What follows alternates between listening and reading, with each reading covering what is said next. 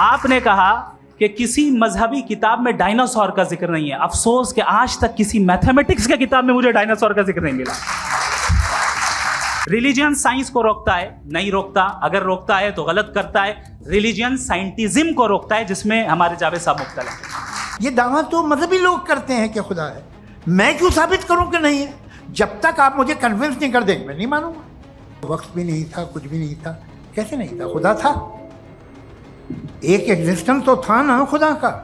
तो जब खुदा था तो वक्त भी होगा। आपने कहा कि भाई सवाल करने से मजहब रोकता है, लेकिन सवाल सिर्फ खुदा से नहीं होगा, आपसे भी होगा। सवाल एथिज्म से भी होगा। सवाल सिर्फ मजहब से नहीं होगा, सबसे होगा। अब ये हम सोचें कि बहरहाल ये वजूद जो है मजहब और ये बिलीफ इन गॉड इंसान को बेहतर बना देता है। तो एक काम कीजिए, हिंदुस्तान वर्ल्ड का नक्शा लीजिए और मार्क कीजिए कि रिलीजन कहाँ कहाँ जाता है। रख दीजिए नक्शा अलग।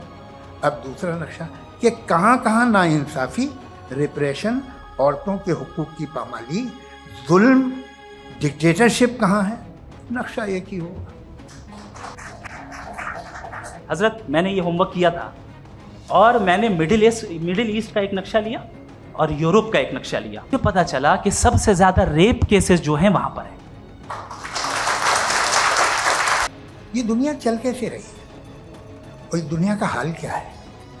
45,000 बच्चे जो 10 साल की उम्र से कम थे वो गाजा में मरे हैं। भूख से काला हांडी में बच्चे मरते हैं और डिप्थीरिया से मरते हैं। इसलिए आप दुआएं मांगते हैं हमारी, ये काम कर दे वो कर दे, तो इसका मतलब डे टू डे लाइफ में वो इंटरफेयर करता है और ये देख रहा है वो। मैं तर्कों की श्रृंखला में राउंड 2 के लिए मुफ्ती साहब को आमंत्रित कर रहा हूं। आपके पास एक बार फिर से 7 मिनट का वक्त है। शुक्रिया। जनाब जावेद अख्तर साहब कई मर्तबा दोहरा रहे हैं कि फेथ का मतलब बताइए, फेथ का मतलब बताइए। मैंने बता दिया, फेथ सही भी होता है, गलत भी होता है। और आज हम फेथ पे बात नहीं कर रहे, हम ट्रुथ और डज गॉड एग्जिस्ट पे बात कर रहे हैं। क्या डज गॉड एग्जिस्ट, ये ट्रुथ यानी गॉड है या नहीं है, इसमें से दोनों ट्रुथ क्या है। अब आप उसे फेथ कह लें, बिलीफ कह लें, नॉट माई बिजनेस। उसके बाद आपने कहा कि भाई सवाल करने से मजहब रोकता है। मैं कहता हूं जो रोकता है वो रोकता होगा, मैं नहीं रोकता। बल्कि सवाल करें, सवाल करना चाहिए। सवाल कर करके तो हम आगे बढ़ते हैं, तरक्की करते हैं, और इसीलिए मैं आज यहां पे आया हूं। लेकिन सवाल सिर्फ खुदा से नहीं होगा, आपसे भी होगा। सवाल एथिज्म से भी होगा। सवाल सिर्फ मजहब से नहीं होगा, सबसे होगा। और आज मैं सवाल करूंगा और उम्मीद है कि आप जवाब देंगे। अभी तक आपने वैसे कॉन्टिंजेंसी आर्गुमेंट का कोई जवाब नहीं दिया। चलें, आपने कहा यूनिवर्स के बारे में इटर्नल क्यों नहीं बोल देते। ये चूंकि लॉजिकली पॉसिबल ही नहीं है कि यूनिवर्स इटर्नल हो। यूनिवर्स एक कॉन्टिंजेंट चीज है जो टाइम एंड स्पेस के पाबंद है, टाइम एंड स्पेस से बाउंड है। जो टाइम एंड स्पेस से बाउंड होगा वो कॉन्टिंजेंट होगा। जो कॉन्टिंजेंट होगा वो उसकी बिगिनिंग हुई होगी। जिसकी बिगिनिंग हुई होगी वो इटर्नल नहीं हो सकता। ये तो कॉमन सी बात है। आपने कहा कि किसी मजहबी किताब में डायनासोर का जिक्र नहीं है। अफसोस कि आज तक किसी मैथमेटिक्स की किताब में मुझे डायनासोर का जिक्र नहीं मिला। तो इसका मतलब मैथमेटिक्स की किताब बेकार है? नहीं, उसका वो टॉपिक नहीं है। रेवलेशन का और मजहबी किताबों का टॉपिक ये नहीं है कि आपको आके बताए साइकिल कैसे बनाते हैं, या आकर ये बताएं कि जो है डायनासोर कब था। वो तो मोरालिटी सिखाने आया है, गॉड के बारे में बताने आया, नॉन फिजिकल रियलिटी की हकीकत को सिखाने के लिए आया। रिलीजियन साइंस को रोकता है? नहीं रोकता। अगर रोकता है तो गलत करता है। रिलीजियन साइंटिज्म को रोकता है, जिसमें हमारे जावेद साहब मुब्तला हैं। साइंस और साइंटिज्म में फर्क है। साइंटिज्म यह है कि आप समझें कि साइंस और साइंटिफिक मेथोडोलॉजी ये नॉलेज को हासिल करने का वाहिद सोर्स ऑफ नॉलेज है। यह है साइंटिज्म। हम इसे रिजेक्ट करते हैं। हम साइंस को तो तरक्की करते हैं। भाई आप हमारी पूरी तारीख कर लें, पढ़ लें तो आपको पता चल जाएगा। बहरहाल ये अलग टॉपिक है। उसके बाद इन्होंने एक लफ्ज कहा, वेटिकन ने फतवा दिया। वेटिकन का फतवे से कोई ताल्लुक नहीं है, दोनों कॉन्ट्राडिक्टरी अल्फाज हैं। उसके बाद उन्होंने कहा कि भाई हमें नहीं मालूम। अगर नहीं मालूम तो क्लियरली कह देना कि नहीं मालूम है, इसमें क्या हर्ज है। तो वही तो मैं कह रहा हूं ना कि आप कह दें कि नहीं मालूम, लेकिन क्लेम क्यों कर रहे हैं कि गॉड एग्जिस्ट नहीं कर रहा है। आप कह दें नहीं मालूम है, हो सकता है हो सकता ना हो, लेकिन आप क्लेम कर रहे हैं। The moment you say god does not exist, this is a claim, and now the burden of proof is upon you too, जैसे हमारे ऊपर है। और क्यों है मैं बताता हूं, क्यों है ये भी मैं बताता हूं। फिलोसॉफिकली जो क्लेम होता है ना, सिर्फ ये नहीं होता कि इंसान कहे पॉजिटिव क्लेम करे और नेगेटिव क्लेम करे तो बर्डन ऑफ प्रूफ नहीं है।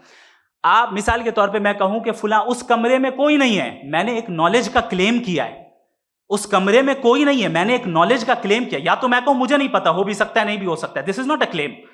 लेकिन जब मैं कह रहा हूं कि वहां कोई नहीं है या मैं कह रहा हूं वहां कोई है, दोनों क्लेम है और दोनों के ऊपर बर्डन ऑफ प्रूफ है। हमारे ऊपर भी बर्डन ऑफ प्रूफ है, मैंने कंटिजेंसी आर्ग्यूमेंट दिया, इसे तोड़कर दिखाइए।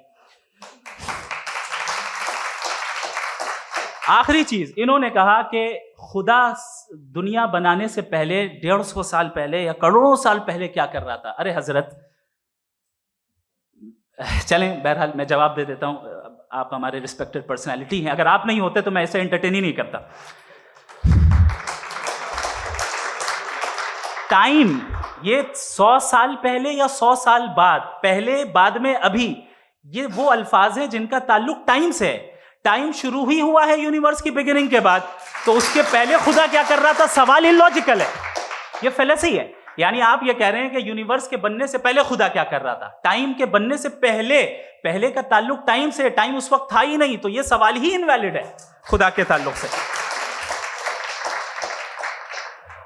दूसरी चीज, आर्ग्यूमेंट ऑफ कंटिजेंसी जो मैंने आपके सामने पेश की है, आपने बार बार ये प्रूफ किया और ये कह रहे हैं कि गॉड ऑफ गैप्स। देखिए पहले नहीं मालूम था, साइंस ने कर दिया। सिंपल की मिसाल से मैं समझा देता हूं। जिस गैप्स की आप बात कर रहे हैं ना, साइंस उन गैप्स को जिन चीज के जरिए भी प्रूव करेगा वो कॉन्टिजेंट ही होगा, अब चाहे वो फोर्स हो, मैटर हो या एनर्जी हो। लिहाजा सवाल हमारा उस वक्त भी वैलिड होगा जब तक कि आप नेसेसरी बीइंग पे ना आ जाएं, और इन्फिनिट रिग्रेस पॉसिबल नहीं है of causes in practical world, तो जाहिर है कहीं रुकना पड़ेगा, जहां रुकेंगे वही खुदा है। दूसरी चीज, आपने ये कहा, क्या कह रहा था मैं, किस पॉइंट को? What? Oh no, after that. Just now. हाँ, जहां रुकेंगे वही खुदा है। बहरहाल, तो टाइम का जिक्र हो गया, गॉड ऑफ गैप, सॉरी, या इसकी एक मिसाल आप ले लें।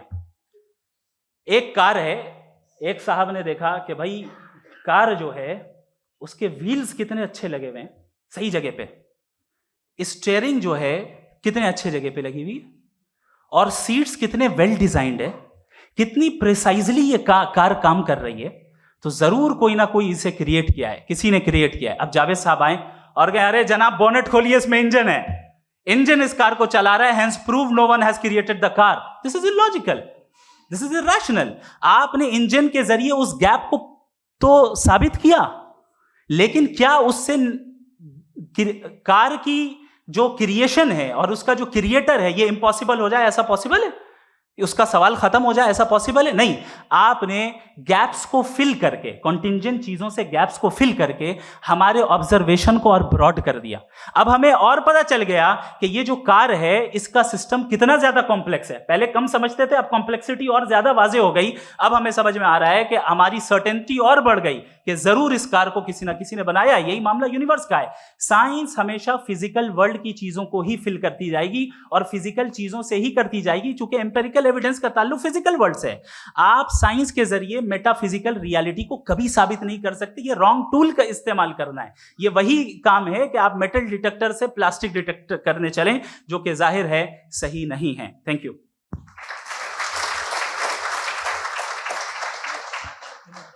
जी, ये आर्ग्यूमेंट का राउंड 2 है। हाँ। 7 मिनट है।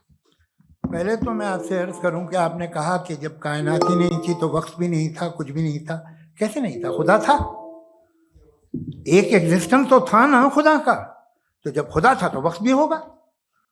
ऐसा नहीं है कि कुछ भी नहीं था, खुदा था।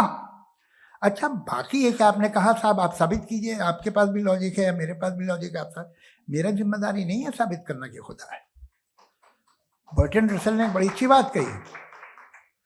बर्टन रसल ने बड़ी अच्छी बात कही। मैं आपसे अगर ये दावा करूं कि एक चाय की केतली मरीख के चारों तरफ घूम रही है, मार्स के चारों तरफ, तो यह आपका काम नहीं है कि आप साबित करें कि कोई चाय की केतली नहीं है। ये मेरा काम है, मैंने दावा किया है। ये दावा तो मजहबी लोग करते हैं कि खुदा है, मैं क्यों साबित करूं कि नहीं है? जब तक आप मुझे कन्विंस नहीं कर देंगे मैं नहीं मानूंगा।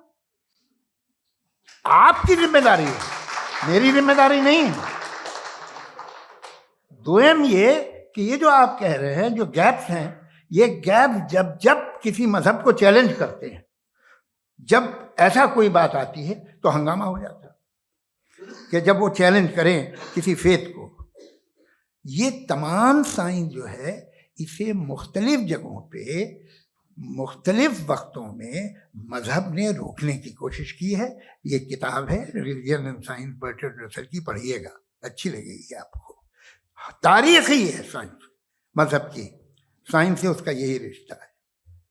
अच्छा, अब ये हम सोचें कि बहरहाल ये वजूद जो है मजहब और ये बिलीव इन गॉड इंसान को बेहतर बना देता है, तो एक काम कीजिए, हिंदुस्तान वर्ल्ड का नक्शा लीजिए और मार्क कीजिए कि रिलीजन कहाँ कहाँ ज़्यादा है, कहाँ कहाँ, चाहे वो लैटिन अमेरिका हो या मिडल ईस्ट हो या फार ईस्ट हो या हिंदुस्तान के वो इलाके जहाँ मजहबियत ज़्यादा है। रख दीजिए नक्शा अलग। अब दूसरा नक्शा कि कहाँ कहाँ नाइंसाफ़ी, रिप्रेशन, औरतों के हुकूक की पामाली, जुल्म, डिक्टेटरशिप कहाँ है, नक्शा एक ही होगा। तो आप मुझे बताएं कि जो इसका तरकीब इस्तेमाल क्या है, खुदा का तरकीब इस्तेमाल तो बताइए। आप छोटी सी दवा सड़क पे बेचते हैं, उसकी भी तरकीब इस्तेमाल बताते हैं। इसके इस्तेमाल से तो फायदे नहीं हुआ किसी को। जो सारे के सारे खराब मुल्क हैं, खराब समाज है, वो सारे जुल्म खुदा के नाम पे करते हैं। वो गलत करते हैं, सही करते हैं, मुझे क्या लेना देना उससे। इस्तेमाल से मालूम होता ना। एक विस्की की बोतल कभी शायद देखी हो आपने, लाल रंग की होती है, उस पर रोशनी और छिपड़ी इंतहाई खूबसूरत लगती है, क्या बिगाड़ रही है किसी का? उसका इस्तेमाल गलत है, इसलिए आप उसे नापसंद करते हैं। इसका इस्तेमाल गलत है, इस तसव्वुर का इस्तेमाल ही गलत है और हमेशा से गलत हुआ है। आप देख लीजिए, इंसानी तारीख देख लीजिए, आज देख लीजिए, हिंदुस्तान देखिए, दुनिया देख लीजिए क्या हो रहा है। इसे कैसे इस्तेमाल कर रहे हैं फेथ वाले लोग? क्या फेयर हैं, जस्ट हैं, जो अपने खुदाओं पे यकीन रखते हैं? वो किस तरह के लोग? वो लोगों को इंसाफ देते हैं, वो बेहतर इंसान बने। तो इस दवा का फ़ायदा क्या है? चलो बहुत फ़ायदा हो रहा तो मैं इस्तेमाल कर लूँगा, मगर मुझे तो इस दवा का कोई फ़ायदा दिखता ही नहीं। मुझे तो ऐसा लगता, मैं एक और बात बताऊँ, अगर कोई आदमी मजहबी है और अच्छा आदमी है तो मैं उसकी बहुत इज्जत करता हूँ, इसलिए कि मेरा ख्याल है मजहबी आदमी का अच्छा होना मुझसे अच्छा होने से ज़्यादा मुश्किल है। भाई हर चीज़ की एक लिमिट है। आप इतना भाग सकते हैं, इतना नहीं भाग सकते, इतना वजन उठा सकते, इतना नहीं उठा सकते, इतना दूर देख सकते हैं, इतना दूर नहीं देख सकते। उसी तरह कॉमन सेंस कहता है कि आप में नेकी का भी एक कोटा होगा। अब आप अगर सुबह जाते हैं अपनी इबादत गाह और इबादत करते हैं, तो बाहर निकलते हैं तो आप तो यही महसूस करते हैं कि आपने एक बहुत अच्छा काम किया, आपकी नेकी का एक बहुत बड़ा कोटा खर्च हो गया जिससे किसी का कोई फायदा नहीं। मैं तो नहीं जाता हूँ तो मुझे तो किसी को खाना खिलाना पड़ेगा, किसी बेवा की मदद करनी पड़ेगी। मैं अपना कोटा कैसे कंज्यूम करूँ? आप अपना कोटा, सारे मजहबी लोग इंतहाई यूजलेस कामों में यूज करते हैं। उसके बाद भी अगर आप में बच्ची है थोड़ी सी शराफत, तो भाई वाह क्या बात।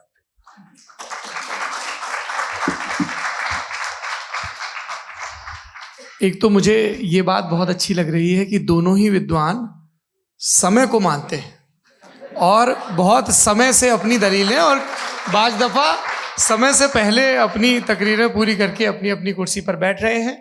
ये इस आर्ग्यूमेंट का राउंड 2 पूरा हुआ। अब रिबटल का राउंड 2 है और उसके बाद क्रॉस एग्जामिनेशन होगा। नहीं, आपका आर्ग्यूमेंट हो गया सर। हमारे यहाँ स्कूल के सिलेबस में पंच परमेश्वर कहानी पढ़ाई जाती है, प्रेमचंद जी की लिखी हुई। आप निश्चिंत रहिए, आपके कोई राउंड में मिस नहीं होने दूंगा। रिबटल का राउंड 2 मुफ्ती शमाइल नदवी साहब।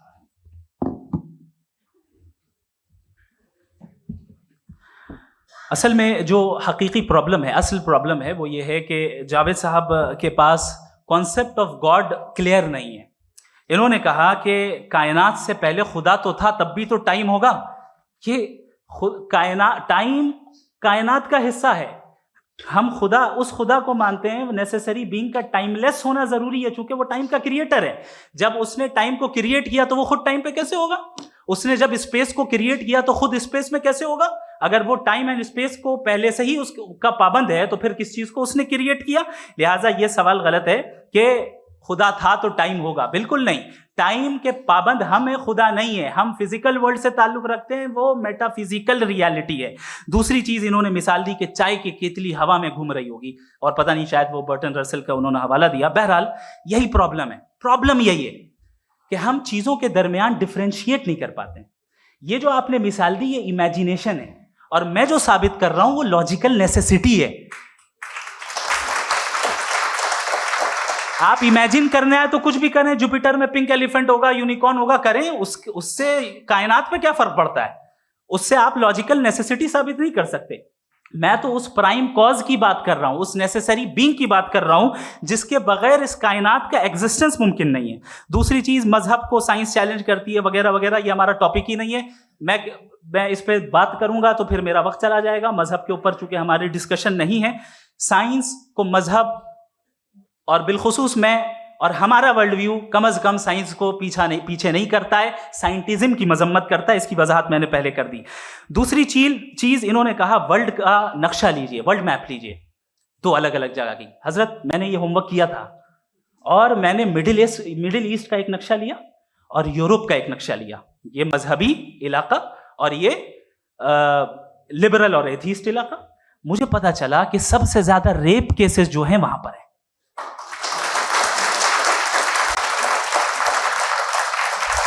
मुझे ये पता चला यूएन की रिपोर्ट के मुताबिक, मैं ये अपने घर से नहीं लेके आ रहा, कि जो वर्किंग वुमेन है यूरोपियन कंट्रीज में, उसमें 81% वुमेन सेक्सुअल हैरेसमेंट का वर्क में शुमार हो रही है। ये मिडिल ईस्ट में नहीं हो रहा है, वो मजहबी लोग हैं इसलिए नहीं हो रहा है।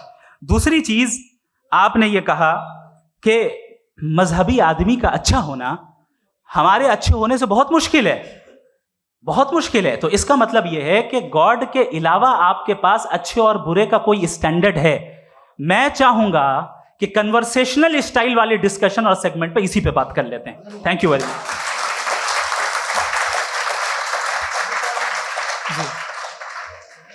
ये रिबटल का राउंड 2 है। आपके पास 5 मिनट का वक्त है, और इसके बाद क्रॉस एग्जामिनेशन शुरू करेंगे। आप चाहे तो जो इन्होंने सवाल पूछे उनके जवाब आप रिबटल में भी दे सकते हैं। जी जी, देखिए, पहले तो ये बात कि ये मिसाल गलत है।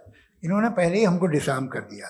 पहले अकल से मामला सॉल्व नहीं हो सकता, लॉजिक से आप पहुंच नहीं सकते। ये एक मेटाफिजिकल चीज़ है। मेटाफिजिकल अजीब सा लफ्ज़ है, ठीक से किसी को माने नहीं मालूम इसके, तो ऐसा लगता है कुछ बड़ी चीज़ है। अरे भाई, क्या होता है मेटाफिजिकल? बताओ, खड़ी हो। ये एक लफ्ज़ है जो कहीं भी इस्तेमाल हो जाता है। जब आप एक बात कर रहे हैं और आप मुझसे बहस कर रहे हैं तो मुझे मेटाफिजिकल मत बताइए, आप लॉजिकली मुझे प्रूफ किए। और अगर लॉजिकली आप नहीं बात करते साहब ये मेटाफिजिकल है, तो फिर हम आप बात क्या कर रहे हैं? मेरा आपका किस ज़बान में कॉन्वर्सेशन होगा? और ये कहना कि वक्त पहले नहीं था, तो फिर क्यों कहते हैं ये हमेशा से और हमेशा रहेगा? हमेशा वक्त है, तो आप कैसे कहते हैं वो हमेशा से है और हमेशा रहेगा? हमेशा का मतलब है कोई वक्त। अगर वक्त ही नहीं है तो हमेशा कैसे? बाहर वो रहेगा। अब मैं ये देखता हूँ, आपने कहा ना कि वहाँ रेप ज़्यादा होते हैं, तो हम एक बात देखते हैं कि ये दुनिया जिस पे वो कादर मुतलक है, जिसकी मर्जी के बगैर पत्ता भी नहीं हिलता, ओमनीपोटेंट है, ये दुनिया चल कैसे रही है? और इस दुनिया का हाल क्या है? 45,000 बच्चे जो 10 साल की उम्र से कम थे वो गाजा में मरे। भूख से काला हांडी में बच्चे मरते हैं और डिप्थेरिया से मरते हैं। डिप्थेरिया अजीब मर्ज है, गले में जाली बनना शुरू होती है, बच्चा नीला हो जाता है, गरीब का बच्चा, इसलिए कि पास इलाज नहीं। ये कादर मुतलक है जो चाहे कर दे। इससे आप दुआएं मांगते हैं हमारी, ये काम कर दे वो कर दे, तो इसका मतलब डे टू डे लाइफ में वो इंटरफेयर करता है और ये देख रहा है वो। अगर वो वाकई भी है फॉर डिस्कशन सेक, तो मैं जब दुनिया देखता हूं तो मेरे दिल में उसके लिए कोई इज्जत नहीं पैदा होती। ये क्या कर रहे हो तुम पूरे ऑल पावरफुल हो, ओमनीपोटेंट हो, ओमनी प्रेजेंट हो। तुम तो वहां गाजा में रहे होगे ना, तुम हर जगह हो। तुम देख रहे थे कि बच्चे की कैसे धज्जियां उड़ रही, तुम देख रहे थे और तुम चाहते हो मैं तुम्हारी परस्तिश करूंगा, तुम हो भी। अरे यार, इससे अच्छे तो हमारे चीफ प्राइम मिनिस्टर हैं, कुछ तो ख्याल करते हैं। कमाल है, आप किसकी इबादत कर रहे हैं? अगर वो है भी, ये दुनिया नाइंसाफी से, जुल्म से, जबर से, तशद्दुद से भरी हुई। और आप ये मत कहिएगा कि वो देख रहा है और वो बताएगा एक दिन। अगर वो देख रहा है और इंटरफेयर नहीं करता तो आप दुआ क्यों मांगते? आप कहते हैं मेरा ये काम करा दे, इसके मतलब है वो दखल दे सकता है, वो आपको नौकरी दिलवा सकता है, भले दूसरे आदमी को न मिले, मगर आपका काम कर देगा चूंकि आपने दुआ मांगी है। तो जब वो आपको नौकरी दिला सकता है, लड़की की शादी कर सकता है, बेटे को ग्रीन कार्ड दिलवा सकता है, तो कम से कम ये जो मर रहे हैं बच्चे, इनको रोक दे, कुछ तो कर। मुझे तो दुनिया में, इस दुनिया का कोई मालिक है, इसका ओमनीपोटेंट कोई रूलर है, और ये दुनिया ऐसी चल रही है। मैं तो चाहूंगा कि भाई ना हो, अगर हो तो बड़ी शर्मिंदगी की बात है। शुक्रिया।